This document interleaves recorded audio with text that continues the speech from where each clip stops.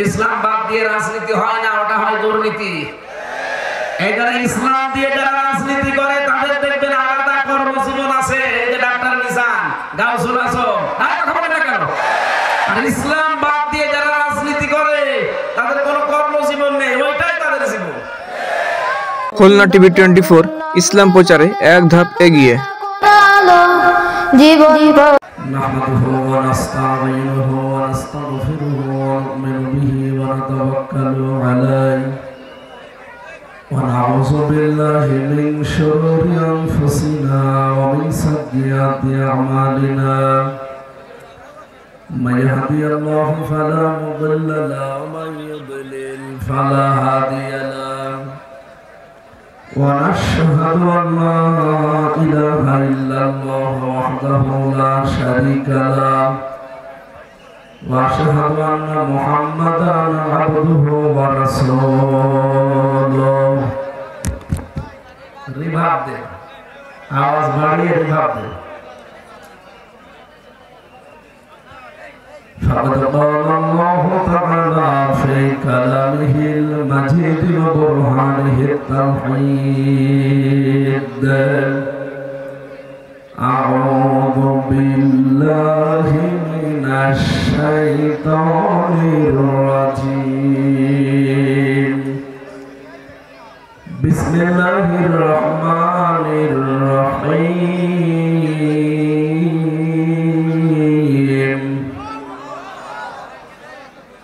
يا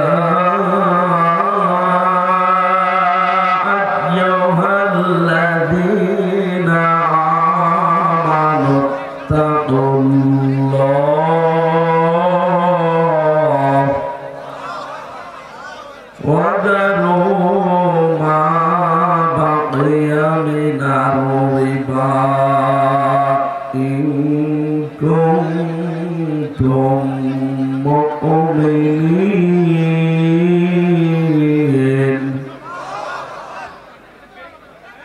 فإن لم تفعلوا فأذنوا بحرب من الله ورسوله، وإن تبتم فلكم رؤوس أموالكم لا تظلمون ولا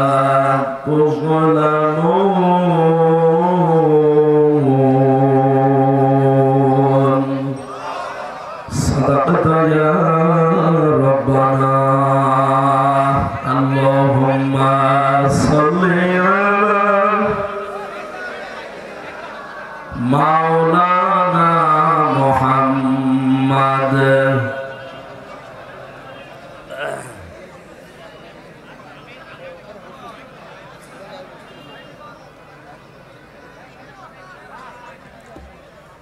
জীবনে যত প্রেম আছে করি যায়, নবীজির তরে সবটুকু দিয়ে দেব তাই। বিনিময় শাফাত যদি তার পাই, মুছে যাবে জীবনে যত ব্যথা ভার। বালাবালা বিকামালিহি কাশাফাত দুজা বিজামালিহি হাসানাত জামিউ খিসালিহি সাল্লু আলাইহি ওয়া আলিহি। আলহামদুলিল্লাহ। কেউ নড়াচড়া করবেন না ভাই, কথা বলা ওঠা তো একেবারে বাদ। 1 ঘন্টা সময় নিচ্ছে আপনাদের কাছে। আপনারা দেখতে পাচ্ছেন আমি অসুস্থ, আমার এখনো ভেতরে ঘামতেছে, জ্বর এখনো যায়নি। যে পাওয়ারওয়ালা ঔষধ খেলাম, এই জন্য মনে হয় জ্বর ছুটি যাচ্ছে। সময় দেন আমাকে। আজকের আলোচনার বিষয় মুমিনের 7 দফা কর্মসূচি আর শয়তানের 7 দফা কর্মসূচি। আমরা কোরআন কারীম এবং হাদিস থেকে তাফসীর কোরআন মাহফিল লিখে দিয়েছেন। আমরা তাফসীর আকারে এই 14টা বিষয়ে আলোচনা করব ইনশাআল্লাহ। বাংলাদেশের ঐতিহ্যবাহী জেলা খুলনা ফুলতলা থানার অন্তর্গত বেজেরডাঙ্গা স্টেশন রেল স্টেশন ময়দানে সম্মিলিত ইমাম এবং 6 নম্বর ওয়ার্ডবাসীর উদ্যোগে 2024-এর বৈষম্য বিরোধী ছাত্র আন্দোলনের সকল শহীদদের রুহের মাগফিরাত কামনায় শহীদ আল্লামা দেলোয়ার হোসাইন সাইদি রহমতুল্লাহ আলাইহি রুহের মাগফিরাত কামনায় দ্বিতীয় বাৎসরিক ঐতিহাসিক তাফসীরুল কোরআন মাহফিলের সম্মানিত সভাপতি বিশিষ্ট আলেম দ্বীন মাওলানা আব্দুল করিম মোল্লা, মাহফিলের প্রধান অতিথি শাইখুল মাশায়েখ, সাবেক ভাইস চেয়ারম্যান উপজেলা পরিষদ ফুলতলা খুলনা, বিশিষ্ট ইসলামী চিন্তাবিদ শিক্ষাবিদ প্রিন্সিপাল গাউসুল আজম হাদি আতাল্লাহু উমরাহু ওয়া বারাকাল্লাহু ফি হায়াতি, বলেন আমিন। মাহফিলের সম্মানিত অতিথি নির্বাহী পরিচালক আব্দুল ফাউন্ডেশন মরহুম শেখ আকিজউদ্দিন, তার সন্তান ডক্টর শেখ মহিউদ্দিন দামাত বারাকাতুহুল আলিয়া, বিশেষ অতিথি জামিরা বাজার সিদ্দিকা ফাজিল মাদ্রাসার সম্মানিত অধ্যাপক আব্দুল আলিম মোল্লা, বিশেষ অতিথি ডাক্তার মিজানুর রহমান, সহকারী পরিচালক খুলনা মেডিকেল কলেজ হাসপাতাল খুলনা, যার মাধ্যমে আজকে এখানে এসেছি। হায়াতে তাজ্জেবা সিহাতে কুল্লিয়া কামনা করছি, আল্লাহ যেন দান করে। ড্রাইভার কই? ড্রাইভার তানভীর, একটু বাতাস দেওয়া লাগবে 2 মিনিট, ভেতরে একেবারে ঘেমে গেছি, না তো আবার গলা বসে যাবে। পাখা তো ড্রাইভারের কাছে আছে, আওয়াজ আরো লাগবে ভাই, গলা ভেঙে যাবে না। দেন দেন এই জায়গায় হোসেন আলী। গতকাল এখানে যারা কথা বলেছিলেন হাফেজ মাওলানা আহমেদ আলী মোল্লা, আলহাজ মাওলানা আবু সাইদ এবং অন্যান্য অতিথিবৃন্দ এখানে উপস্থিত আছেন। আপনাদের এই ফুলতলা থানার সম্মানিত অফিসার ইনচার্জ শ্রদ্ধাভাজন ব্যক্তিত্ব আমাদের অভিভাবক যারা মনিরুজ্জামান দামাত বারাকাতুহুল আলিয়া, মঞ্চে বসা ওলামা ইকরাম, সামনে বসা মুসলমান ভাইরা, পর্দার আড়ালের সম্মানিতা মা এবং বোনেরা, প্রশাসনের ভাইরা, প্রাণপ্রিয় খুলনাবাসী। এ বিভাগে আমার বাড়ি, এই জন্য একটু টান বেশি আছে আপনাদের প্রতি। যে অবস্থা, ডাক্তার আমাকে গত 4 দিন থেকে 4-5 দিন অবস্থা এরকম বলছে, আপনার মাহফিলে যাওয়ার দরকার নেই, হাসপাতালে পড়ে থাকেন, আমরা একটা কিছু ঢুকিয়ে দেই, 10 দিন একাধারে পড়ে থাকে। আজকে যদি না আসতাম বলেন তো এই ডাক্তার মিজান সাহেবকে কি গালি দিতেন আপনারা? হুজুর মরে যায়, যাক আপনি নিয়ে এসে বসিয়ে রাখুন। তারপরও আজকে দুপুরবেলা আর একটা ছিল, আসর থেকে মাগরিব পর্যন্ত যশোর কেশবপুর থানার পাঁচিয়া কলেজ ময়দানে, ওটার অবস্থা এর চাইতে ডবল। দিনের বেলা তো নারী পুরুষ একেবারে মরণের। যদি না আসতাম, ডাক্তারের কথা শুনে যদি একটা ইঞ্জেকশন লাগিয়ে পড়ে থাকতাম, কি গালি দিত মানুষ আমাকে আর ওই কমিটিকে। কষ্ট করে হলো কালকে বাংলাদেশ জামাত ইসলামের সেক্রেটারি জেনারেল, আপনাদের এলাকার কৃতি সন্তান শ্রদ্ধাভাজন বড় ভাই অধ্যাপক মিয়া গোলাম পরওয়ার, ওনার সাথে কথা বলছিলাম যে কি করা যায়, আমি কি পড়ে যাব না, আমার মাহফিলটা যাওয়া লাগবে। আমি গাউসুল আলম হাদি সাহেবকে বলেছি আমি যেতে পারছি না, উনি থাকবে অবশ্যই, তোমার যাওয়া লাগবে। আমি আসছি অনেক দূর থেকে, এই জন্যে আমার শরীরও কভার করছে না, বারবার জ্বর আসে যায় আসে যায়, এমন পাওয়ারওয়ালা মুড়ি দিয়েছে, ঔষধ দিয়েছে, গা এখন ঘেমে মনে হচ্ছে পাতলা হয়ে যাচ্ছে, ঘেমে যেন গা বসে যায় না, যা বাতাস দিচ্ছে নাকি রওশনের স্বাদের মতো লাগছে। হ্যাঁ ড্রাইভার কোথায়? ড্রাইভার কি মরে গেল নাকি? বললাম যে আসেন, একটু 2 মিনিট বাতাস দেওয়া লাগবে, এটা হবে না? ঠিক আছে, এই মাথার উপরে দিয়ে রাখি। আলহামদুলিল্লাহ, এটা ঠিক আছে। 2-3 মিনিট হলে আমার গা আবার স্বাভাবিক হয়ে যাবে ইনশাআল্লাহ। দল মত নির্বিশেষে কোরআনের এই অনুষ্ঠানে যারা এই রাতের বেলা আসলেন খুশি হয়ে বলেন আলহামদুলিল্লাহ। এখানে এতক্ষণ যারা আলোচনা রেখেছিলেন মাওলানা হোসেন মাহফুজ সহ অন্যান্য উলামায়ে কেরাম, আলেমদের কথাগুলো আল্লাহ আমল করার তৌফিক যেন আমাকে দান করেন, বলেন আমিন। আমরা এসেছি কোরআন শুনতে, বলেন হেদায়েত কিন্তু আমি হাতে করে নিয়ে আসিনি, কারণ এটা আল্লাহ নিজের হাতে রেখে দিয়েছে। রব্বুল আলামিন বলেন ইন্নামা আনতা মুযাক্কির লাস্তা আলাইহিম বিমুসাইতির। হে নবী, আপনি একজন উপদেশক, উপদেশ দেওয়া আপনার কাজ। আপনাকে আমি দারোগা পুলিশ করে পাঠাইনি যে জনগণকে পিটিয়ে হেদায়েত করা লাগবে। বলেন হাক্কু মির রাব্বিকুম ফামান শাআ ফালিয়ুমিন ওয়া মান শাআ ফালিয়াকফুর।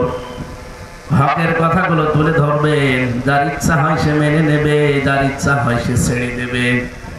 আমি আল্লাহ একজন আছি না নেই? সূরা বাকারার 272 নম্বর আয়াতে আল্লাহ একই কথা জানিয়েছেন, লাইসা আলাইকা হুদাহুম ওয়ালাকিন্নাল্লাহা ইয়াহদি মাইয়াশা। হেদায়েত দেওয়া আপনার কাজ না, আমি আল্লাহ যাকে ইচ্ছা করি তাকে আমার পথে নিয়ে আসি। সুতরাং হাজারো মানুষ যারা এসেছেন বাড়ি থেকে, যে হেদায়েত নিয়ে যাব আজকে, আমির হামজার হাতে আছে। বলেন বলেন, আপনার যদি মন থাকে, আমার আল্লাহ আশা করা যায় আপনাকে হেদায়েত দিয়ে এখান থেকে বাড়ি নিয়ে যাবেন। কোরআনে কারীম সূরা ফুরকান 70 নম্বর আয়াতে আমরা পেয়েছি, ইল্লা মান তাবা ওয়া আমানা ওয়া আমিলা আমালান সালিহান ফাউলাইকা ইউবাদদিলুল্লাহু সাইয়্যাতিহিম হাসানাত ওয়া কানাল্লাহু গফুরুর রহিমা। বলেন আল্লাহু আকবার। খুব ভালো করে শুনবেন, আল্লাহ পাক বলেন যারা এই নিয়ত নিয়ে বাড়ি থেকে আসে যে আজকে তওবা করে ভালো হয়ে যাব, এই নিয়ত আমাদের আছে না? যারা এই নিয়ত নিয়ে বাড়ি থেকে বের হয়েছিলেন যে আল্লাহ আজকে যাচ্ছি বেজের ডাঙ্গা রেল স্টেশন ময়দানে কোরআনের তাফসীর শোনার জন্য, আজকে আমি ভালো হয়ে যাব, এই নিয়ত যাদের ছিল, রব্বুল আলামিন বলেন ওয়া আমানা ওয়া আমিলা আমালান সালিহা। দ্বিতীয় নম্বর দ্বারা এই নিয়ত নিয়েছিল যে যা শুনবো তার উপরে আমরা বিশ্বাস করব, আর ভালো ভালো কাজ দুনিয়ায় যা আছে এগুলোতে আমরা আঞ্জাম দেব। এই মানুষগুলোর জন্য আমি আল্লাহ একটা বিষয় লুকিয়ে রেখেছি, এই জন্য আল্লাহ এদের মাঝে উলাইকা দিয়েছেন, ইসমে ইশারা। এটা রব্বুল আলামিন বলেন ফাউলাইকা, এই যে বেজের ডাঙ্গা রেল স্টেশন ময়দানে যে মানুষগুলো বসে আছে, এই মানুষগুলো কি? এই মানুষগুলো কি? আল্লাহ পাক বলেন এই মানুষগুলো কি জানো? ফাউলাইকা ইউবাদদিলুল্লাহু সাইয়্যাতিহিম হাসানাত। এদের পেছনে যত অপরাধ ছিল আমি আল্লাহ সবগুলো বদল করে নেকি বানিয়ে দেব। আরো জোরে বলেন সুবহানাল্লাহ। হ্যাঁ, এটা আমার সব। আমার ভাইরা, আমরা এই আয়াত থেকে কয়েকটা তথ্য পেয়েছি। বাড়ি থেকে আসার সময় যাদের এই নিয়ত ছিল যে আমরা আজকে তাওবা করে ভালো হয়ে যাব, এই নিয়ত আমরা, আমার বিশ্বাস যে আমাদের কম বেশি সবার আছে না নেই? সবার আমাদের আশা আছে আমরা আজকে তাওবা করতে ভালো হয়ে যাব। তাওবাটা কি এটা অনেক মানুষ কিন্তু আমরা আন্দাজে করে থাকি। বাস্তব সত্য কথা বলছি, জেলখানায় 3টা বছর ছিলাম আমি। এনার মতো এক ওসিও ছিল আমার সাথে জেলে। উনি একদিন এসে ফাঁসির ওই কন্ডেম সেলের ভেতরে দেখা করলো। আমার বলছে হুজুর আমি একটা তাওবা করেছি, আমার তাওবা কত দূর হয়েছে আপনি দেখেন। ঠিক আছে, যে নির্বাচন গেল, এই নির্বাচনের আগে রাত 12টার পর থেকে আমি আমার দল বল নিয়ে ভোট কাটা আরম্ভ করলাম। যা সত্য তাই বলছি, আপনি আবার রাগ করেন না, কারণ এরকম কাজ আপনারা করেছেন, এটা জাতি জানে, সামনে আর করবে না ইনশাআল্লাহ। আর এগুলো হওয়ার সম্ভাবনা, কারণ যে ডাইনি ছিল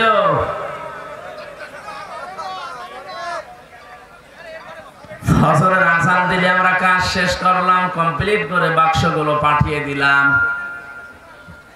এবার আমি গোসল করলাম, ওযু করার পরে 2 রাকাত তাওবার নামাজ পড়লাম। এবার মন থেকেই বললাম আস্তাগফিরুল্লাহ, হুজুর আমার তওবা হয়েছে।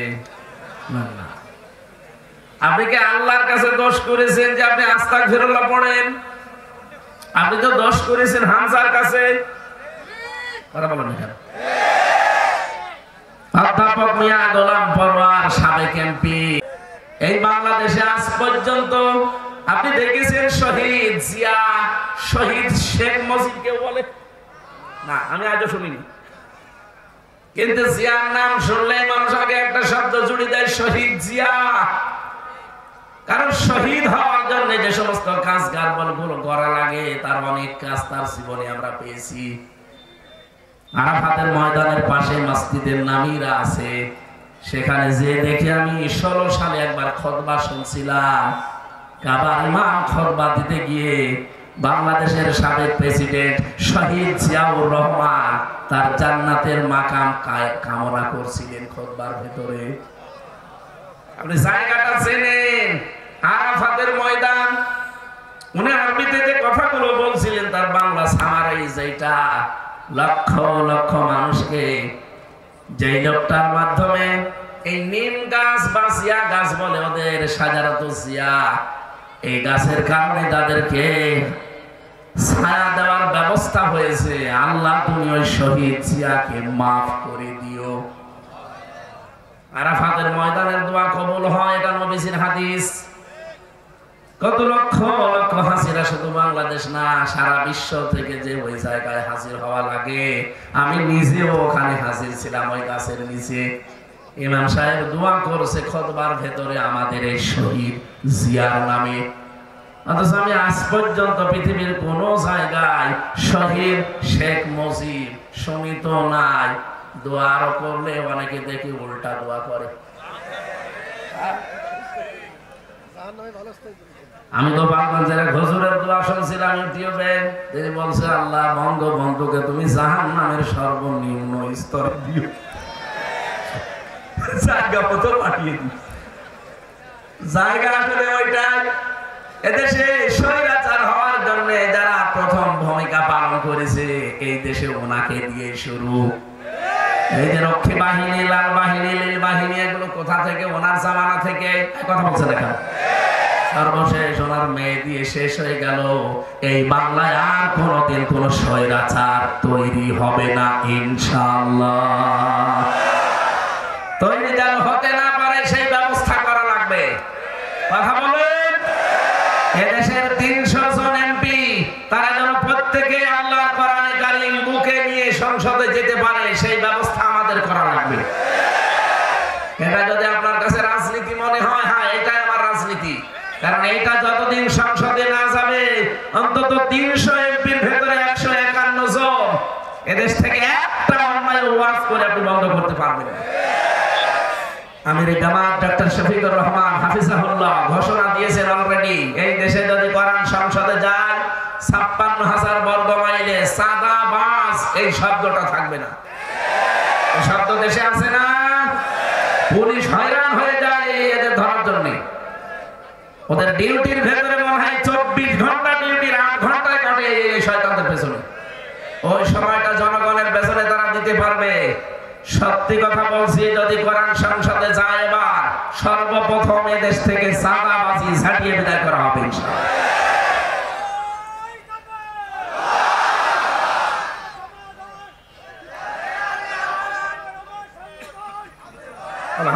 আবার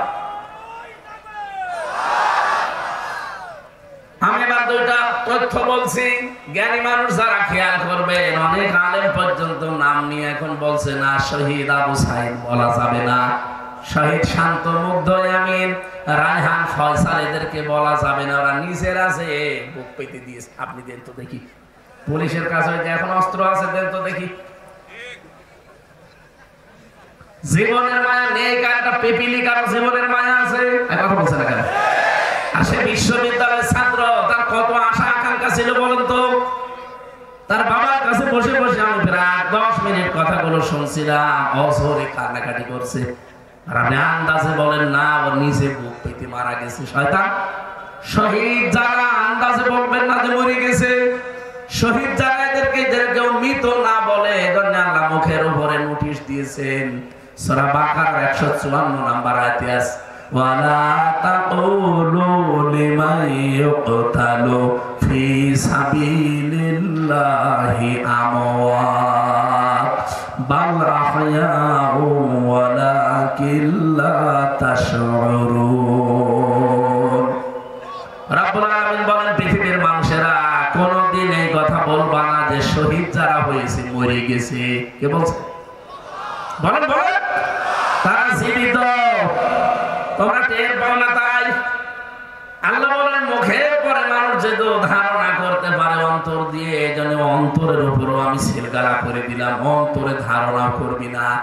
ওয়ালা তাহসাবান্নাল্লাযীনা কুতিলু ফি সাবিলিল্লাহি আমওয়াতা বাল আহয়াউন ইনদা রাব্বিহিম ইরযাকুন। সূরা আলে ইমরান 169 নম্বর আয়াতে আছে, আল্লাহ বলেন ধারণা করবে না অন্তরে যে যারা শহীদ হয় এরা মরে গেছে, না, এরা জীবিত এবং আমি নিজে তাদেরকে রিজিক দেই। আজকে মাওলানা গাউসুল আজম হাদি এখানে ওসি সাহেব পর্যন্ত বসে আছে, মনিরুজ্জামান, এই দুইজনকেই বলছি যদি ওনারা এখন মারা যায় আর যদি ঈমান নিয়ে মরে যায় কবরে দিয়ে দেবেন, এখন থেকে ঘুমিয়ে পড়বে, কিয়ামত পর্যন্ত ঘুমিয়েই থাকবে। যেদিন ইসরাফিল ফৎকার দেবে সিংহায়, সেই দিন ওনারা জেগে উঠবে। এর মাঝে আগে পরে আর কিছু নেই। কথা বুঝে? কিন্তু যে মানুষগুলো শহীদ হবে, এ মানুষগুলো কবরে দেওয়ার পরে ঘুমাবে না। আল্লাহ পাক বলেন আমি নিজে তাদেরকে রিজিক দেই। বলেন তো ঘুমিয়ে থাকলে খাওয়া লাগে? বলেন বলেন। জেগে থাকলে, তার মানে কবরে দিতে দেরি ও জেগে যাবে, কিয়ামত পর্যন্ত আল্লাহ ওকে খাওয়াবে। আর খেলে যেহেতু রক্ত তৈরি হয়, হয় না? খাবার যে খান, আপনারা ডাক্তার বসে আছে, 5টা জিনিস শরীরের ভেতরে তৈরি হয় খাবার দিয়ে। খাবারের নির্যাস দিয়ে তৈরি হয় পিত্ত রস, যেটা দিয়ে মানুষের খাবার হজম হয়। 2 নম্বরে খাবার দিয়ে তৈরি হয় রক্ত। 3 নম্বরে তৈরি হয় বীর্য, যেটা আপনার শরীরকে সুঠাম রাখে, শক্তিশালী রাখে। 4 নম্বরে তৈরি হয় মল। 5 নম্বরে প্রসাব। হযরত হামজা রাদিয়াল্লাহু তাআলা আনহু তার জীবনে পড়ে দেখেছি, উনি যখন শহীদ হয়েছিলেন ওনাকে 70 টুকরা করেছিল কাফেরেরা। নবীজি তার লাশগুলো টুকরা অনুসন্ধান করে করে সাহাবীদের দিয়ে সবগুলো পেয়েছিলেন, কিন্তু 3টা টুকরা পাননি। যে 3টা পাননি, নবীজির চাদর দিয়ে ঢেকে দিলেন, পাহাড়ের লতা পাতা দিয়ে তাকে মাটির ভেতরে কবর দিয়ে দিলেন। শহীদের কোনো ধোঁয়ানো লাগে না, কিয়ামতের দিন ওই ক্ষত চিহ্ন গুলো নিয়ে এসে উঠবে। 30টা বছর পার হয়ে গেছে কবরে। মদিনায় একবার বিশাল ঢল হয়েছে, ঢলের কারণে তার কবর ভেঙে গিয়েছে, রক্ত আসতেছে পানির ভেতর দিয়ে। ছোটবেলায় তার সাথে যারা জিহাদ করেছিল, যুদ্ধ করেছিল, তারা আজ মুরব্বী হয়ে গেছে। ওই মানুষগুলো কয়েকজন যারা বেঁচে ছিল, রক্ত অনুসন্ধান করে দেখে 30 বছর আগে মুহাম্মদুর রাসূলুল্লাহ সাল্লাল্লাহু আলাইহি ওয়াসাল্লামের আপন চাচা হযরতে হামজা, তিনি যে শহীদ হয়েছিলেন, যে সমস্ত জায়গায় কাফেররা কোপ দিয়েছিল, টুকরা টুকরা করেছিল, ওই জায়গা দিয়ে এখনো তাজা রক্ত ফিনকি দিয়ে বের করছে। খুলনাবাসী, শহীদের মরণ আল্লাহ যাকে তাকে দেয় না। আপনারা কিন্তু পোস্টারে শহীদ আল্লামা দেলাওয়ার হোসাইন সাইদি রহমতুল্লাহ আলাইহি শব্দটা লেখেননি, আমি নিজের থেকে বললাম, কারণ আমি নিজে দেখেছি। 3টা বছর আমি তার পাশে ছেলে ছিলাম। ওনার বহু আচরণ আমি দেখেছি, ওনার বহু ব্যবহার পেয়েছি, বহু উপদেশমূলক কথা আমার মাথায় হাত দিয়ে বলতো। 3 বছর তো এক জায়গায় তার সাথে। এই লোকটাকে দেখতাম সারা দিন সারা রাত শুধু আল্লাহর জিকিরে আর কোরআনে কারিমের বিভিন্ন আয়াত তিনি পড়তেন। কারো কারো কাঁধে হাত দিয়ে চলাফেরা করতে দেখেছি, এমনিতে একা একা চলতে পারতেন না। সব সময় মুখে লেগে আছে আল্লাহুম্মা ইন্নী আসআলুকা শাহাদাতান ফি সাবিলিক। আল্লাহ তুমি আমাকে সাধারণ মরণ দিও না, মরণ দিলে শাহাদতের মরণ দিও। এই জন্য জালেমরা তাকে ফাঁকি দিয়ে জেলখানা থেকে চিকিৎসার নাম দিয়ে বের করে ইনজেকশন দিয়ে মেরে ফেলেছে। ওনার পূর্বপুরুষ আপনি তাকান, ওনাদের পূর্বপুরুষ ছাড়া ওনারা যারা মেনে চলতেন, যাদেরকে ইমাম আবু হানিফা রহমতুল্লাহ আলাইহি তাকে জালেমরা 8 বছর জেলখানায় রেখে যখন আর নরম করতে পারে নাই, সর্বশেষ বিষ প্রয়োগ করে মেরে ফেলেছে। শত শত বছর পর তাদের উত্তরসূরি হিসাবে যারা পরিচিত বাংলাদেশে, শহীদ আল্লামা দেলাওয়ার হোসাইন সাইদি, তাকে কিন্তু জালেমরা 13 বছর রাখার পরও দুর্বল করতে পারে না। আমাকে নিজে বলেছে কয়েকদিন, আমার তো ভালোভাবে প্রথমে ভাবে চিনতো না। আমি একদিন যে বলছি, হুজুর আপনি আমাকে চেনেন? কে? আমার নাম হামজা, কুষ্টিয়া। তখন আস্তে আস্তে মনে করে বলছো, ওই যে আব্দুল্লাহ আলামিন, আবুল কালাম আজাদ বাশার, তারেক মনোয়ার, হামজা, মাসুদ আমার কাছে এসে কথাগুলো বলে। হ্যাঁ, এবার চিনেছি। তখন আস্তে আস্তে পরিচিত হয়ে কথাগুলো শুনতাম, দেখেছিলাম উনি মাঝে মাঝেই বলতো হামজা। ওরা কিন্তু মাঝে মাঝে আমার অফার দিত, জেলখানার ভেতরে গোয়েন্দা পাঠিয়ে দিত। মাঝে মাঝে আমাদের বলতো আপনি নিজে যদি জামাত ইসলামী বাংলাদেশ ছেড়ে দিয়ে নিজে একটা আলাদা দল খোলেন, ওই দলের নিজে আপনি সভাপতি হবেন, আপনার অথবা নিজে আপনি পীর সাহেব দাবি করবেন, যত মুরিদ লাগে সারা দেশ থেকে আমরা সাপ্লাই দেব, আপনার যা লাগে জেলখানা তো না, একেবারে রাজকীয় জীবন আপনি কাটাবেন, শেষ বয়সে পরিবারের কাছে থাকতে পারবেন। ওনাকে কতবার অফার দিয়েছিল গোয়েন্দা বিভাগের লোকেরা, ডিজিএফআই, এনএসআই, যতবার দিয়েছে বলেছে না আমি বুঝে শুনে এই দলে আছি। ওল হাদিহি সাবিলি আদউ ইলাল্লাহ, এই আয়াত আমি ওনার মুখে শুনেছিলাম। সূরা ইউসুফের 108 নম্বর আয়াতটা আমাকে শুনিয়েছে। হামজা আমি এই পথে মানুষকে ডাক দিয়েছি সারা জীবন, আন্দাজে না, বুঝে শুনে ডেকেছি। আলা বাসিরাতে, আন্দাজে ডাকি না, আমি দেখে শুনে বুঝে শুনে সজ্ঞানে ডাক দিয়েছি। এইটাই আমার পথ। আমার পথ এটা শুধু না, মানে তাবানি, আমার অনুসরণ যারা করবে তাদের এই একই পথ। আমি কোরআনের এই আয়াতটাকে জীবনের সঙ্গে বানিয়ে নিয়েছি। এজন্য 50 বছর আমি কোনোদিন বাবার দিকে ডাকি নাই, স্বামীর দিকে ডাকি নাই, ভাবির দিকে ডাকি নাই, ডেকেছি আমার আল্লাহর দিকে। তার সারা জীবনের ডাক ছিল কোন দিকে? কোনদিন শুনেছেন যে তার বাবার দিকে মুড়ি ধরার জন্য ডাকতেছে? তার সারা জীবনে 50 বছর তিনি ডাকি দিয়েছেন এইভাবে যে আসো আল্লাহর পথে, আসো রাসূলের পথে। এই পথ থেকে সরানোর জন্য ইমাম আবু হানিফাকে যেমন চেষ্টা চালিয়েছে, পারে নাই। সাইয়েদ কুতুবকে চেষ্টা চালিয়েছে, পারে নাই। সাইয়েদ কুতুবের জীবনী আমাকে পড়িয়েছিলেন এটিএম আজহারুল ইসলাম, রংপুরের কৃতি সন্তান, এখনো পর্যন্ত লোকটা জেলে আছে। লুৎফুজ্জামান বাবরকে মুক্তি দিয়েছে সরকার, সেই মামলায় ওনারও একই মামলা। লুৎফুজ্জামান বাবরকে 17 বছর যদি পরে মুক্তি দেওয়া যায়, এটিএম আজহারুল ইসলামকে মুক্তি দেওয়া লাগবে। মুসলিম জননেতার মুক্তি চান? দেখি লিল্লাহি তাকবীর।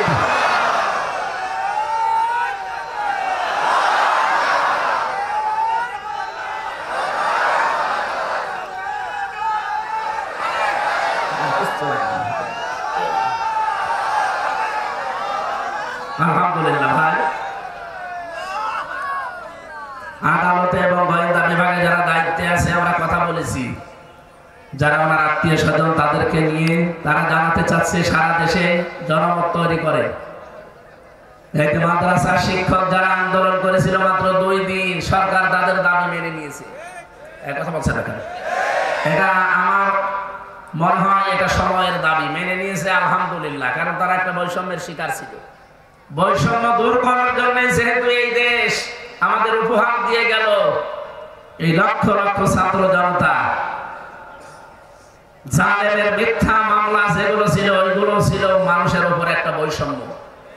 সুতরাং এই দেশে 1,10,000 মানুষ এই খুলনা জেলখানা সহ বিভিন্ন জেলে আছে, যারা এই 15.5 বছরে মিথ্যা মামলায় মিথ্যা সাক্ষীর কারণে জেলে পচে পচে মরতেছে।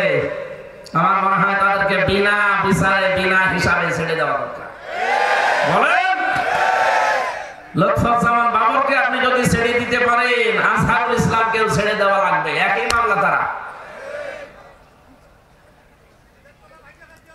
আমার ভাইরা, আমি যে কথা বলতে চাই আপনাদের, হযরতে আমির হামজা যদি 30 বছর পরে তার শরীর থেকে তাজা রক্ত বের হয়ে আসতে পারে, শাহাদতের মরণ আল্লাহ কিন্তু এমনি কাউকে দেয় না। আল্লামা সাঈদীকে আল্লাহ ওদের হাতে মেরেছেন, এই কারণে তিনি সারা জীবন দোয়া করতেন, আল্লাহ আমাকে শাহাদতের মরণ দিও। এমনিতে ঘুমিয়ে থাকলে যদি মরেছে তো কেউ শহীদ বলতো না। গতকালকে আমার এক দাদা মারা গেছে, ঘুমিয়েছিল, উঠে দেখছে নেই, মরে গেছে, ওনাকে কেউ শহীদ বলবে? বলেন। আল্লামা সাঈদী 13টা বছর জেলখানার ভেতরে, তো কতদিন ঘুমিয়েছেন? একদিন যদি শুনতাম যে ঘুমিয়েছিল, উঠেছে মরা, আমরা শহীদ বলতাম না। নিজে দেখা, আপনারা ভালো মানুষ নিয়ে গেলেন, হাসতে হাসতে লোকটা বের হচ্ছে। যাওয়ার সময় আমি কারারক্ষীকে জিজ্ঞাসা করেছিলাম যে ভাই কি হয়েছে, বলছে ওনাকে ছেড়ে দেওয়া হবে। মিথ্যা প্রলোভন দিয়ে নিয়ে গিয়ে আপনারা ইনজেকশন দিয়ে মেরে ফেললেন। এই মোস্তফা জামান নামে যে ডাক্তার, এর ধরে যদি ডিম থেরাপি দেওয়া যায় সব বলে দেবে। কাকে কাকে কেন কেন কি কারণে কার ইশারা এগুলো করেছে সব জানি। শয়তান আছে কোথায়? এখন পালিয়েছে। আমার ভাইরা, যে কথাটা তুলছিলাম এই কথাটা শেষ করি। সূরা আলে ইমরান 140 নম্বর আয়াতে মাঝের অংশে আয়াতটা আমি ব্যাখ্যা বিশ্লেষণ করেছি, সামারাইজ করে বলছি। যার জীবন কর্মজীবন, যার জীবন এবং কর্মজীবন ভালো করে খেয়াল করুন। এমনিতে আপনাকে আল্লাহ শাহাদাতের মরণ জীবনও দেবে না। যার জীবন এবং যার কর্মজীবন আমার আল্লাহর কাছে পছন্দ হবে, যার প্র্যাকটিক্যাল লাইফটা আল্লাহর ভালো লাগবে। ওয়ালিয়ালামাল্লাহুল্লাযীনা আমানু ওয়া ইয়াত্তাখিযা মিনকুম শুহাদা। ইলা আখির আয়াত। তোমাদের ভেতরে যারা ঈমান আনে এবং ঈমানের দাবি অনুযায়ী যে মানুষগুলো আল্লাহর পছন্দ হয়, ওদেরকে আল্লাহ সাধারণভাবে মরণ দেয় না, মরণ দেয় শাহাদতের মরণ। শাহাদতের মরণে পিপিলিকার চাইতেও, পিপিলিকা কামড় দিলে যে কষ্ট তার চাইতেও কম কষ্ট হয়। এটা নবীজির হাদিস। বিশ্বনবীর জীবনে শাহাদতের মরণ, আপনি তাকান, নবীজিকেও কিন্তু আজরাইল এসে জান কবজ করেছিল। প্রতিটি জীবন কবজ করতে যে কষ্টটা হয় নবীজি পর্যন্ত এটা পেয়েছিলেন। খালি হাত রেখেছিল আজরাইল, নবীজি বললেন কি করো? বলে হাত রেখেছি, তাড়াতাড়ি তোলো, মনে হচ্ছে উহুদ পাহাড় আমার বুকের উপরে রেখেছো।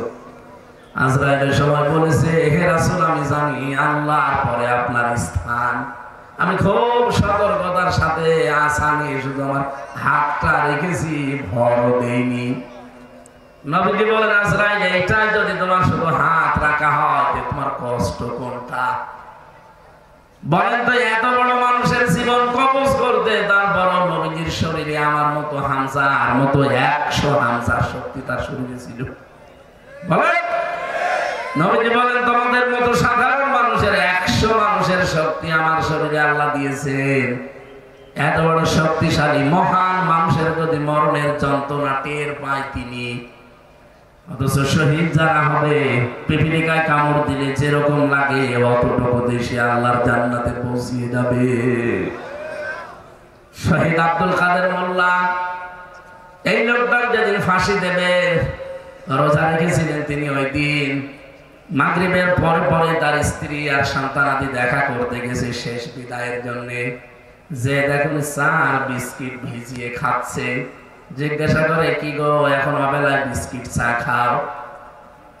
আদর করে স্ত্রীকে ডাকতো পিয়ারি বলে, পিয়ারি। পিয়ারিকে ডাক দিয়ে বলেছে দেখো আমি রোজা ছিলাম, আমি শুনেছি আজকে রাত 10টা একে আমার ফাঁসি। এখন তো 7টা কত বাজে, মাত্র আর 3 ঘন্টা আছে।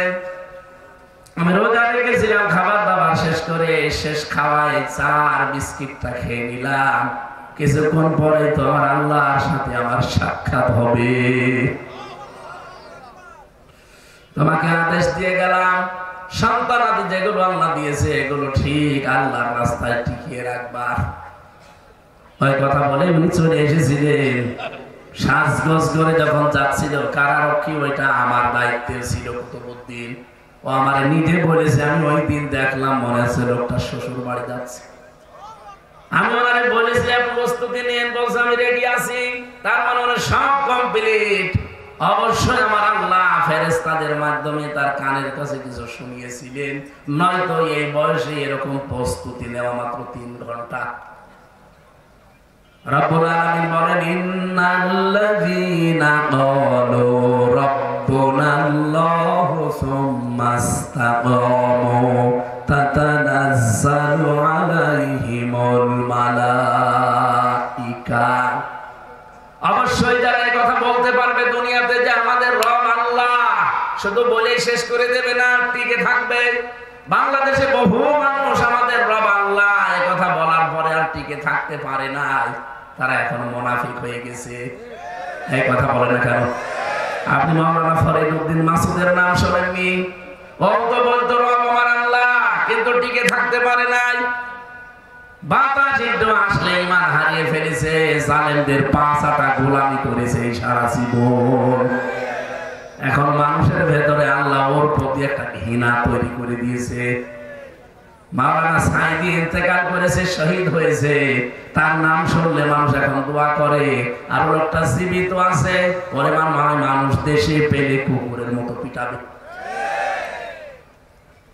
বাস্তবতা বোঝা লাগবে। আল্লাহকে রব বললে শুধু হবে না, টিকে থাকা লাগবে। এই 15.5 বছরে বহু মানুষকে আমরা দেখেছি টিকে থাকতে পারে না, কিন্তু যারা টিকে ছিল আল্লাহ বলেন তাতানাজ্জালু আলাইহিমুল মালাইকা, এদের বিপদে আপদে আমি আল্লাহ ফেরেশতা নাজিল করে সাহায্য করেছি। তাতানাজ্জালু এটা মোসারে বর্তমান ভবিষ্যৎ, প্রেজেন্ট ফিউচার, শুধু এখন না, কিয়ামত পর্যন্ত আয়াতটা থাকবে। বলেন বলেন। মালা কন্যা দিয়ে মালাইকা বহু বছর দিয়েছেন। ফেরেশতারা এসে কি করবে জানো? আল্লাহ তাখাফু ওয়ালা তাহজানু। ফেরেশতারা মরণের সময় পর্যন্ত এসে বলবে কোনো ভয় নেই, কোনো চিন্তা নেই। আপনার ছেলে মেয়ে নিয়ে, বউ নিয়ে, চাকরি বাকরি নিয়ে, দলের লোক নিয়ে চিন্তা হয়, কোনো টেনশন করবেন না, ওদের সব দায়িত্ব আল্লাহ নিজেই তুলে নিয়েছে। এই কথা যখন কানের কাছে এসে ফেরেশতারা বলে, তখন লোকটা সাহস পায়, তখন তিনি তৃপ্তির হাসি দেয়।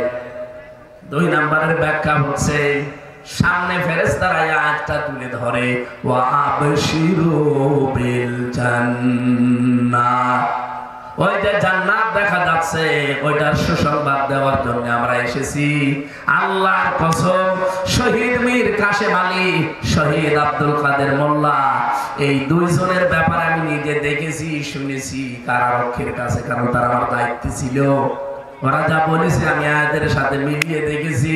ফেরেশতারা অবশ্যই তাদের কানের কাছে এসে এই সংবাদগুলো শুনিয়েছে। এই জন্য 3 ঘন্টা পরে যার ফাঁসি, সে হাসতেছে। মনের ভেতরে কোনো দুঃখ নেই, কোনো আফসোস নেই, চেহারার ভেতরে কোনো চিন্তার ছাপ নেই, কোনো দুঃখের ছাপ নেই। মনে হচ্ছে শ্বশুর বাড়ি যাওয়ার জন্য নতুন কাপড় পরে রেডি হয়ে গেছে। আর ভাই ফেরেশতারা কিছু যদি নাই বলবে, মুখে হাসি আসলো করতে গিয়ে। 3টা বছর তো আমিও ছিলাম, আমি দেখেছি। আমার হাসি দূরের কথা, কোনদিন মুখ মলিনি যায়নি।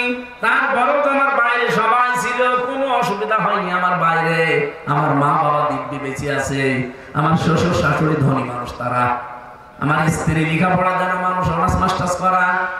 আমার যা সম্পদ আল্লাহ দিয়েছে, আমি না থাকলে ওর অসুবিধা নেই, মরণ পর্যন্ত আমি চলতে পারবে। শুধু একটা বিয়ে করা লাগবে, না অসুবিধা কি, আমি মরে গেলে করবে। তারপরও আমার যে চিন্তা, টেনশনে 24 ঘন্টা, কারণ আমি যোগাযোগ বিচ্ছিন্ন ছিলাম। ফাঁসির কন্ডেম সেলের ভেতরে আমার ওরা 24 ঘন্টা তালা লাগিয়ে রাখতো, না কোনো জায়গায় যাওয়া যাবে না। আপনার মাঝে মাঝে কথা বলে কিছু টাকা পয়সা, কিন্তু টাকা চলে না, সিগারেট চলে। কারকে দিয়ে সিগারেট কিনিয়ে নিয়ে আসতে বলতাম, ভাই এটা আপনি রাখেন, আর একটু আমার হাসপাতালে নিয়ে চলেন, আমি আল্লামা সাইদির সাথে একটু দেখা করে কথা বলবো, কারণ ওনারা মাঝে মাঝে হাসপাতালে নিয়ে আসতো। এই সুযোগটা পেয়েছিলাম কয়েকবার। আর এটিএম আজহারুল ইসলামের সাথে তো আমি 3টা বছর প্রায় ছিলামই, ওনার সাথে প্রায় 200-300 দিন একাধারে কথা বলেছি। বাকি সময় দেখেছি আমার টেনশনই কাটে না, টেনশনই কাটে না। বাইরের কথা মনে উঠলে আমার কান্না লাগতো, যে কি গো, কোনোদিন মনে হয় আর বাইরে যেতে পারবো না। আর ওনাদের মাত্র 3 ঘন্টা বাকি আছে, হাসতেছে, কোনো চিহ্ন নেই, শরীরের ভেতরে কোনো ছাপ নেই। এমনি এমনি এগুলো হওয়ার কথা না, এটা বোঝানোর বিষয় না। অবশ্যই আমার আল্লাহ রব বলে টিকে থাকার কারণে ফেরেশতা পাঠিয়ে সুসংবাদ দিয়েছেন। রব্বুল আলামিন বলেন, এতটুকুই ফেরেশতারা শেষ করে দেয় না, তখন শেষ কথা ফেরেশতারা বলে, আল্লাতী কুনতুম তুআদুন। আল্লাহ যে জান্নাতের ওয়াদা করেছে, এই সেই জান্নাত তুলে ধরলাম, আপনি এটা দেখতে থাকেন আর আসতে থাকেন। লাহানু আউলিয়াউকুম ফিল হায়াতিদ দুনিয়া ওয়া ফিল আখিরাহ। দুনিয়ায় আপনাদের আমরা বন্ধু ছিলাম, কিয়ামতে আপনাদের বন্ধু থাকবো। আবশিরু বিল জান্নাহ আল্লাতী কুনতুম তুআদুন ওয়ালাকুম ফিহা মা তাশতাহি আনফুসুকুম ওয়ালাকুম ফিহা মা তাদউন। এমন জান্নাতে আপনাদেরকে আমরা পৌঁছিয়ে দেওয়ার জন্য এসেছি, যে জান্নাতের ভেতরে যাওয়ার আগে জিনিস পাওয়া যায়। বলেন সুবহানাল্লাহ। নুজুলাম মিন গফুরির রহিম। দয়াময় আল্লাহর পক্ষ থেকে এটা একটা মেহমানদারি। আল্লাহ যেন এই মেহমান হিসাবে সবাইকে কবুল করেন, বলেন আমিন। সূরা বাকারার 278 নম্বর আয়াতটা আমরা পড়েছিলাম। আমি আবার বলছি, হেদায়েত আমি সাথে করে নিয়ে আসি নাই।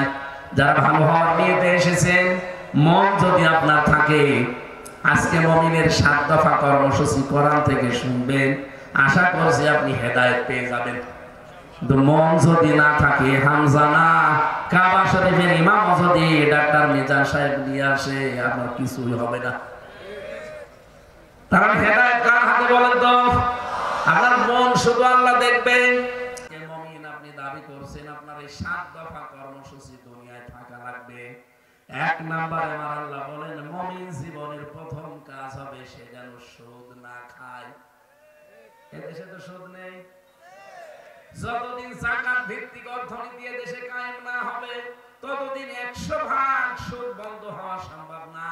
কিন্তু আমরা যারা মুমিন দাবি করছি, কোরআনে কারীমের আয়াতে আল্লাহ জানিয়েছেন, ইয়া আইয়ুহাল্লাযীনা আমানু তাকুল্লাহা ওয়া যারু মা বাকিয়া মিনার রিবা ইন কুনতুম মুমিনিন। যদি মুমিন দাবি করো, ঈমানদারেরা, আমাকে ভয় করো, আর সুদের যত বকেয়া আছে সব ছেড়ে দাও। ফাইল্লাম তাফআলু ফাযানু বিহারবিন মিনাল্লাহি ওয়া রাসূলিহি। আমার এই ঘোষণা শোনার পর যদি কেউ সুদ ছেড়ে না দেয়, আমি আল্লাহর ঘোষণা হচ্ছে সে যেন আমি আল্লাহর রাসূলের সাথে যুদ্ধ করার জন্য প্রস্তুতি নেয়। বলেন নাউযুবিল্লাহ। এলাকায় সুদ আছে কিনা আমার জানা নেই, তবে দেখি এই যে টাকা ছেড়ে রাখে, টাকা আসে, 1000 টাকা দিলে 1200 টাকা করে দেয়, 200 টাকা বেশি দেয়। আছে? আপনি লজ্জা পাবেন না, রাগও করবেন না। সত্যি আল্লাহর দিকে তাকিয়ে বলেন তো, কারা কারা এরকম টাকা ছেড়ে রেখেছেন? একটু হাত তোলেন তো। আলহামদুলিল্লাহ। না, মিথ্যা কথা বলা যাবে না ভাই। আমি বিশ্বাস করলাম এলাকায় নেই। যদি দু একজন থেকে থাকেন, আজকের আলোচনা শোনার পরে আপনি যেহেতু মন তৈরি করছেন যে আমি মন দিয়ে শুনবো, আজকে বাড়ি যাওয়ার পর পরে সিদ্ধান্ত নেওয়া লাগবে যে যা টাকা ছাড়া আছে আসল টাকা বাদ দিয়ে না খেয়ে মরে যাব, সুদের টাকা আমি নেব না, কারণ ওটা মায়ের সাথে জেনা করা শামিল, এটা সর্বনিম্ন, আর আল্লাহ রাসূলের সাথে যুদ্ধ করার শামিল। সুতরাং এত বড় গুনাহ করে আমি কোনোদিন সফল হওয়া সম্ভব না। যারা এরকম কাজে আছেন ছেড়ে দেবেন কারা? হাত তোলেন তো। আলহামদুলিল্লাহ। কয়েকজন এবার ঠিক আছে, তার মানে এলাকায় আছে। ঠিক আছে, আপনারা যেহেতু সিদ্ধান্ত নিয়েই ফেলেছেন যে ছেড়ে দেবেন, যারা হাত তোলেননি ঠিক আছে, আপনার ছাড়ার দরকার নেই, যান। আপনি মায়ের সাথে জেনা করতে থাকেন, জান্নাত আপনাকে আল্লাহ দেবে। মুমিন জীবনের প্রথম কর্মসূচি, প্রথম দফায় এটা হওয়া লাগবে যে আমি সুদ খাবো না। হ্যাঁ, যাকাত ভিত্তিক অর্থনীতি হলে আমি একটা করতাম না, কারণ যাকাত যদি এই দেশে রাষ্ট্রীয় ভাবে কায়েম হয়ে যায় তখন আপনাকে আর ওয়াজ করা লাগবে না, আপনি না আপনার বাপ পর্যন্ত বাধ্য হবে সুদ ছেড়ে দিতে, কারণ সুদ তখন থাকবে না। ব্যাংকিং ব্যবস্থায় তখন মুশারাকা, মুদারাবা, মুরাবাহা, বায়ে সালাম, বায়ে ইস্তিসনা, বায়ে মুআজ্জাল, বায়ে আত্মসমর্পণকারী হওয়া লাগবে আপনাকে। এখন আপনি আত্মসমর্পণ করবেন কোথায়? আমাদের জাতির পিতা হযরত ইব্রাহিম আলাইহিস সালাম এটা আমাদেরকে শিখিয়েছেন। ইদ ক্বালা লাহু রাব্বুহু আসলিম ক্বালা আসলামতু লিরাব্বিল আলামিন। হযরত ইব্রাহিমকে আল্লাহ যখন বলেন আত্মসমর্পণ করো, সারেন্ডার করো, তিনি বললেন আমি বিশ্ব জগতের প্রতিপালক আল্লাহর কাছে আত্মসমর্পণ করে ফেলেছি। হযরত ইব্রাহিম আলাইহিস সালাম ইন্তেকালের আগে তার সন্তানদেরকে ডাক দিলেন, ওয়াসা বিহা ইব্রাহিম বানিহি ওয়া ইয়াকুব ইয়া বানিয়া ইন্নাল্লাহা আস্তাফা লাকুমুদ-দীন ফালা তামুতুন্না ইল্লা ওয়া আনতুম মুসলিমুন। এদিকে তাকান, গুরুত্বপূর্ণ এখানে কথা আছে। এটা হযরত ইব্রাহিম এবং ইয়াকুব এই দুইজন নবী ইন্তেকালের আগে তার সন্তানদেরকে ডাক দিয়েছেন একটা দিন। কি বলেন? বলো। এই দিন মানে রাতের পরে যে দিন ওই দিন না, একটা দিন তোমাদের জন্য আল্লাহ মনোনীত করেছেন, সেই দিনের নাম হচ্ছে ইসলাম। ইন্নাদ-দীনা ইনদাল্লাহিল ইসলাম। আল্লাহর কাছে মনোনীত দিন, তার নাম কি?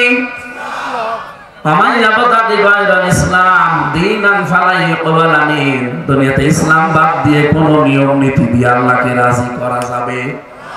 বলেন। সুতরাং আজ বাংলাদেশে যারা ইসলাম বাদ দিয়ে অন্য কোন নিয়ম নীতি চালু করতে চাচ্ছেন, আর ভাই আপনি তো নামের আগে মোহাম্মদ লেখেন, আপনার তো অন্তত আগা কাটা আছে। কথা বলছেন না? আমি আপনাকে বাঁচাতে চাই, আমি আপনার শত্রু না। আমি দেখতে পাচ্ছি আপনি ইসলাম বাদ দিয়ে বিয়ে করেন, আপনার বিয়ে হয় না। ইসলাম বাদ দিয়ে বিয়ে হয়? ইসলামের বাইরে যে বিয়েগুলো বাংলাদেশে চলছে, বিশেষ করে যে বরযাত্রী নিয়ে যায় মেয়ের বাড়িতে, এটা ইসলামে আছে। ইসলামে আছে ওলিমা করা। এখানে কত মানুষ আমরা বসে আছি, ওলিমার খবর নেই। বরযাত্রী নিয়ে যায় 300-400। আপনার বিয়েতে বরযাত্রী নিয়েছেন না ওলিমা করেছেন? বিয়ে করেননি?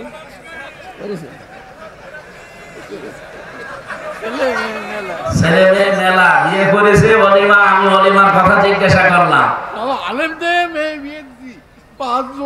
আলহামদুলিল্লাহ, উনি বয়সের ভারে হয়তো কথাটা বুঝতে পারেন। আমি মিজান সাহেবকে বলছি, বলো তো ওলিমা করেছে না বরযাত্রী নিয়েছিল? বরযাত্রী নেননি। আলহামদুলিল্লাহ। আমাদের প্রধান অতিথি অলিমা করেছিলেন? আলহামদুলিল্লাহ। এই যে ওসি সাহেব বিয়ে করেছেন? না, বলা লাগবে। অলিমা করেছেন বিয়েতে না বরযাত্রী নিয়েছে? বরযাত্রী নেয়নি, আলহামদুলিল্লাহ। এই পরিবারে বিয়ে করা যায়। ওসির ছেলে মেয়ে থাকলে ওনার সাথে আত্মীয় করবেন না। আজকে থেকে সিদ্ধান্ত নেওয়া লাগবে, দিনে যেটা নেই ওইটা মুসলমান করবে না। এটা মুমিন জীবনের কর্মসূচি। সুতরাং দিন ইসলামে কোনো বরযাত্রী নিয়ে খাওয়ায় সিস্টেম নেই। অলিমা করতে হবে। অলিমা ছেলের বাড়ি না মেয়ের বাড়ি? হ্যাঁ, ছেলের বাড়ি। সুতরাং যাদের মেয়ে আছে তার বাড়িতে আরো 300-400 জন নিয়ে খাবেন। আপনি ফকির নাকি? আশা করছি এই নিয়মটা বাদ দেবেন। ইসলাম বাদ দিয়ে বিয়ে করলে যেমন বিয়ে বৈধ হয় না, ইসলাম বাদ দিয়ে ব্যবসা করলে ব্যবসা হয়। ইসলাম বাদ দিয়ে রাজনীতি করলে রাজনীতি হয়। কত মানুষকে বুঝে হোক না বুঝে হোক আমরা বলতে শুনছি এখন যে কোরআনের সাথে রাজনীতির কোনো সম্পর্ক নেই। এই কথা যদি বুঝে শুনে কেউ বলে থাকে আমার ঈমান চলে গেছে, আবার ঈমান আনা লাগবে। ওনার যদি ঈমান না আনে ওনার জানাজা পড়াও জায়েজ নেই, সে যাই হোক। হ্যাঁ, কথা বলেন না কেন? কারণ এর বাইরে তো আর কেউ নেই। আছে আমার এই ছোট্ট মাথার ভেতরে 918 জায়গায় আমি পেয়েছি কোরআন দিয়ে রাজনীতি করা লাগবে। 918 জায়গায়। আর উনি এত বড় জাতীয় নেতা বলে ফেললো কোরআনের সাথে রাজনীতির কোনো সম্পর্ক নেই। আপনি জানবেন কি করে? কোনদিন কোরআনটা একবার বাংলা অর্থ করেছেন? সূরা ফাতিহা যদি আমি আপনাকে জিজ্ঞাসা করি শুদ্ধভাবে আমার সামনে পড়তে পারবেন? যদি পড়তে পারেন আপনাকে আমি মিষ্টি খাওয়াবো। এখানে সে বিষয়ে যারা জানেন না, ওয়ালা তাকফু মা লাইসা লাকা বিহি ইলমুন, যে বিষয়ে জানেন না, জ্ঞান নেই, কথা বলবেন না, চুপ করে থাকবেন। যারা জানে তারা কথা বলবে। কথা বলবেন না কেন? ইন্না সামআ ওয়াল বাসারা ওয়াল ফুআদা কুল্লু উলাইকা কানা আনহু মাসউলা। শ্রবণ শক্তি, দর্শন শক্তি সবগুলো কিন্তু আপনার কিয়ামতে জবাব দেওয়া লাগবে। আন্দাজে ফতোয়া দেওয়ার কাজ না। সুতরাং যারা বুঝে করছেন না বুঝে করছেন আপনি থামবেন। ইসলাম বাদ দিয়ে রাজনীতি হয় না, ওটা হয় দুর্নীতি। এখানে ইসলাম দিয়ে যারা রাজনীতি করে তাদের দেখবেন আলাদা কর্মজীবন আছে। এই যে ডাক্তার মিজান, গাউসুল আজম, কথা বলেন না কেন? আর ইসলাম বাদ দিয়ে যারা রাজনীতি করে তাদের কোনো কর্মজীবন নেই, ওইটাই তাদের জীবন।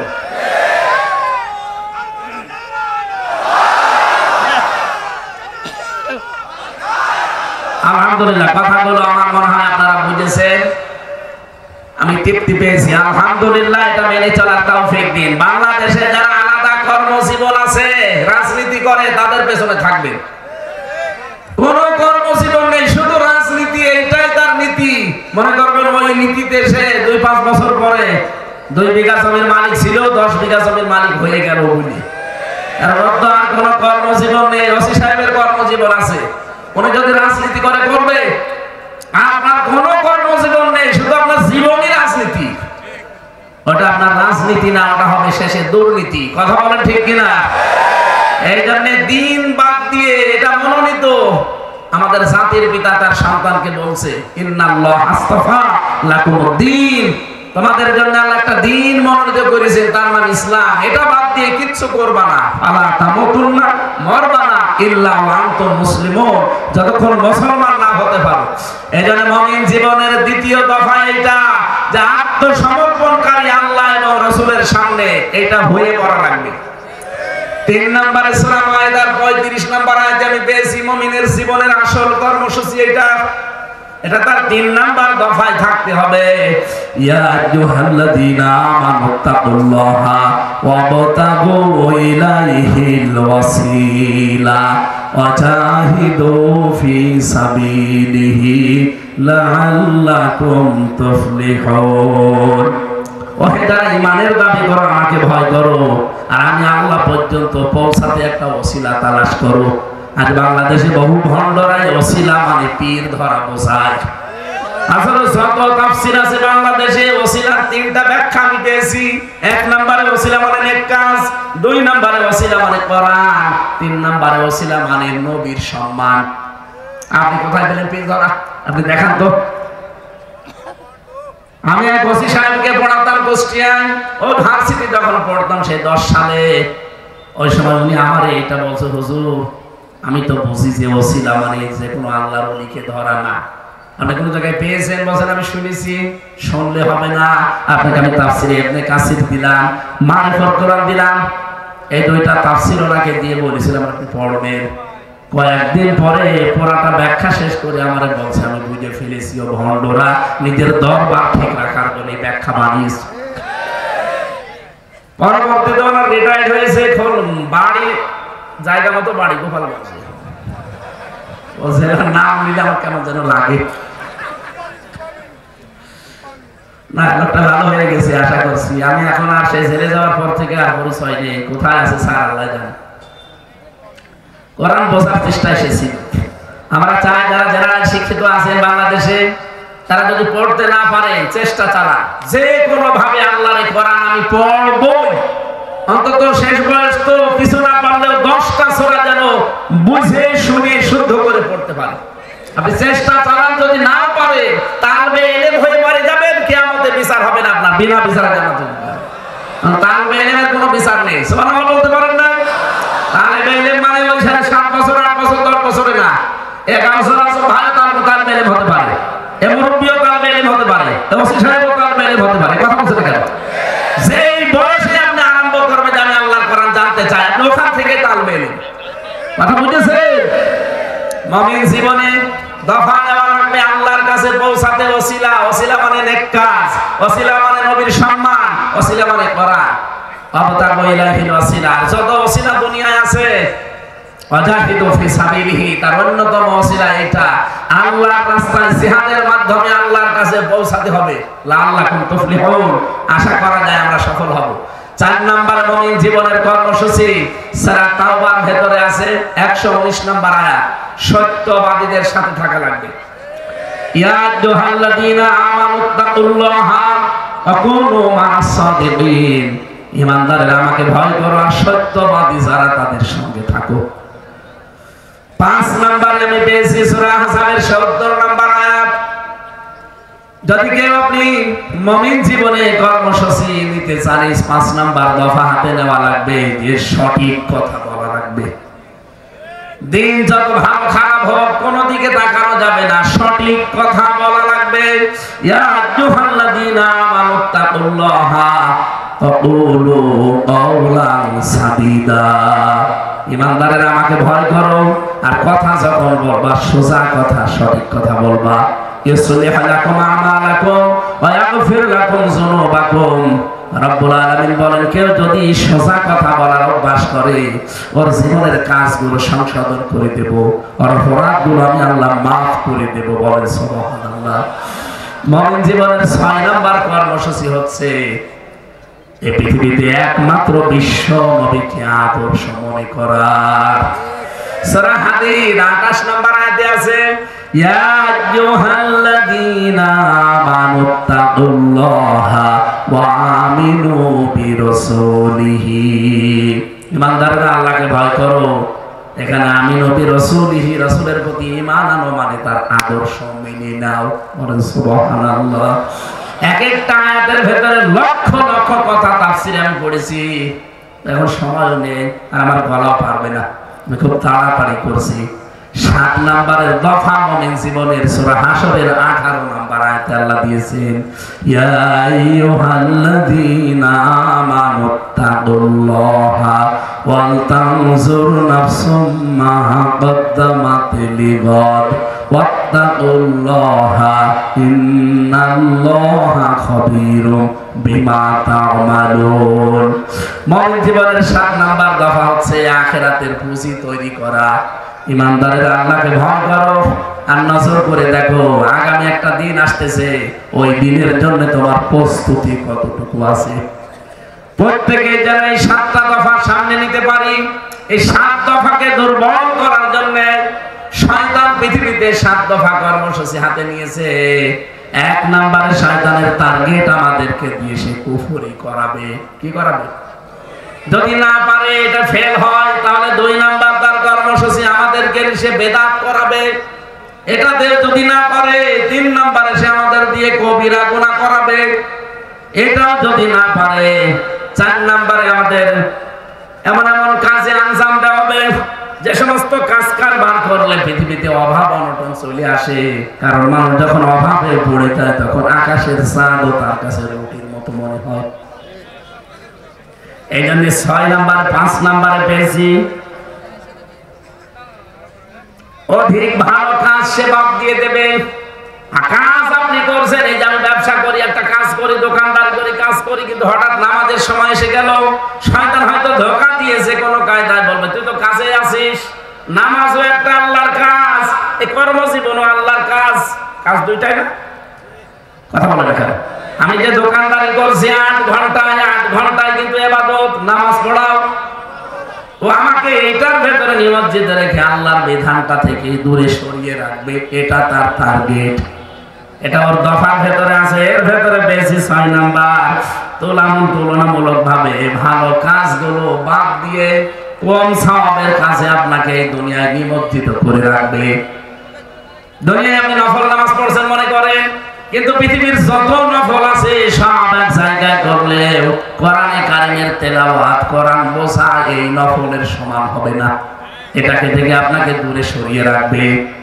এই 7টা কর্মসূচি হাতে নিয়েছে ওই 7টা বিষয়কে দুর্বল করার জন্য। দল মত নির্বিশেষে যারা আমরা এসেছি, মুমিন জীবনের এই 7টা কর্মসূচি আমি আগামীতে কোনো জায়গায় আসলে আরো ব্যাখ্যা করব। আমার অধ্যাপক মিয়া গোলাম পরওয়ার সাহেব 2টা অনুষ্ঠান নিয়েছে, একটা ডুমুরিয়া, একটা ফুলতলা। এই কিছুদিনের ভেতরে কয়েকজন ধোঁকা খেয়েছেন না 16 নম্বরে। আমার নাম নিয়ে অনেকে বলে যে হুজুরের ডেট খালি আছে, নেন।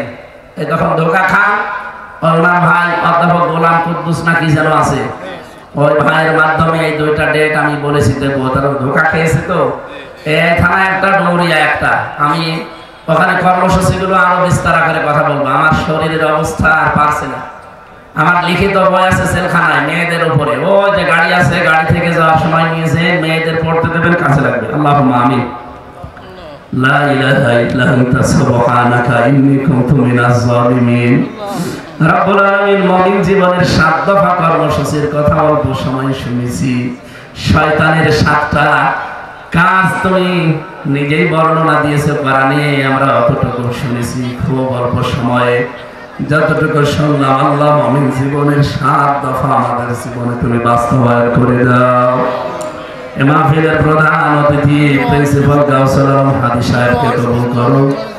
সম্মানিত সভাপতি মাওলানা আব্দুল করিম মোল্লাকে তুমি সুস্থ করে দাও। আল্লাহর মাধ্যমে যারা এসেছি, ডক্টর মিজানুর রহমান ভাই, তার এই ছোট্ট জীবনটাকে তুমি কবুল করো। তার স্ত্রী সন্তান যেগুলো দিয়েছো ইসলামের পথে মঞ্জুর করো। এ থানার সম্মানিত অফিসার ইনচার্জ ওসি সাহেব মনিরুজ্জামান ভাই, যত পুলিশ সদস্য ভাইরা আজকে এসেছে, নিজেদের বাবা মা স্ত্রী পুত্র ছেড়ে যারা বাংলার বিভিন্ন প্রান্তে দায়িত্ব পালন করে, আল্লাহ তুমি তাদের উপরে রহমত নাজিল করো, তাদের শরীরটাকে সুস্থ রাখো। আল্লাহ তুমি তাদের এই কাজগুলো আজকে ইবাদত হিসাবে কবুল করে নাও। কোরআনের অনুষ্ঠান তারা শৃঙ্খলায় নিয়ে যেতে রেখেছে। বিশেষ করে স্বেচ্ছাসেবক যারা আজকে কাজ করেছে, যতগুলো স্বেচ্ছাসেবক কাজ করেছে, আল্লাহ এদেরকেও কবুল করে নাও। মাহফিলের বিশেষ অতিথি শেখ মহিউদ্দিন সাহেব সহ যত অতিথি এখানে এসেছে, রব্বুল আলামিন প্রত্যেকটি অতিথিকে তোমার হাতে ছেড়ে দিলাম, কবুল করে নাও। মা বোনদেরকে তুমি খাদিজার মতো, আয়েশার মতো বানিয়ে দাও। এই 7টা দফা আমি নারী পুরুষ সবার জন্য বলেছি, আমল করার সুযোগ দাও। এলাকায় মাটির নিচে যারা ঈমান নিয়ে ঘুমিয়ে আছে, এদেরকে চিরতরে ক্ষমা করে দাও। আজকে আমার সাথে মাওলানা আশরাফ আলী ফারুকী, হাজী আহসান আলী, হোসাইন আহমেদ মাহফুজ সহ যত আলেমরা এসেছে, আল্লাহ তুমি আলেমদেরকে কবুল করে নাও। 3টা বছর জালেমের জেলখানায় আমি অসুস্থ হয়ে গেছি, আল্লাহ তুমি আমাকে শেফায়ে কামেলা জেলা দাও। কোরআনের ময়দানে যখন ফিরিয়ে দিয়েছো, আল্লাহ মেহেরবানি করে আগের অবস্থায় আবার ফিরিয়ে দাও। বৈষম্য বিরোধী ছাত্র আন্দোলনে যে জনতা শহীদ হয়েছে, আল্লাহ তুমি শাহাদাতের সর্বোচ্চ মাকাম দান করো। অধ্যাপক মিয়া গোলাম পরওয়ার দোয়া চেয়েছে তার মা বাবার জন্য, আল্লাহ তুমি মাফ করে দাও। বারাকাল্লাহু লানা ওয়া লাকুম ফিল কোরআনিল আযীম। মরণ আসলেই যেন বলতে পারি লা ইলাহা ইল্লাল্লাহু মুহাম্মাদুর রাসূলুল্লাহ।